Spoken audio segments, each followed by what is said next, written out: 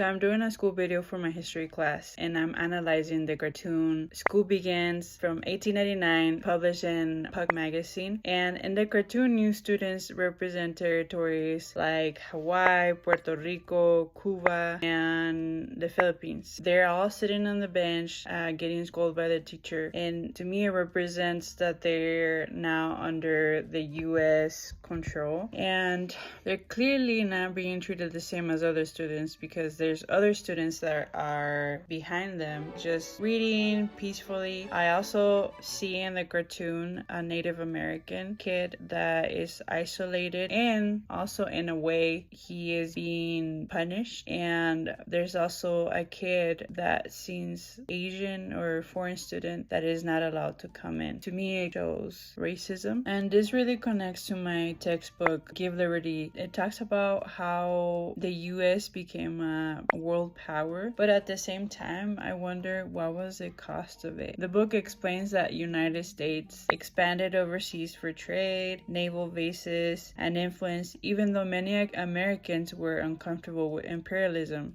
Places like Puerto Rico, Guam, and the Philippines wanted independence from Spain, but the United States ended up taking advantage of that. In the book, it also mentions that they even burned villages, and the expansion of the territory was not even peaceful. Furthermore, I wanted to connect how this cartoon correlates to today. I just saw in one of my TikToks that President Trump announced green card on steroids, what he called a gold card, and it costs about $1 million. And to me, it just shows that the United States government still wants to divide us, and for some reason this system is still pretty controlled by power and money. Overall, what I learned from this cartoon is that the United States still has a lot of inequality, and I have friends that live in Hawaii. I have friends that no longer live in Cuba but lived in Cuba at some point. I have friends that are from Guam, and I know people that are from Puerto Rico, and what I admire most about them is that they preserve their culture as much as they could, even though they were looked by the government. And there are so many other people today that are overlooked by the government, but thankfully what we can learn here is that we can learn the mistakes from history and not repeat them.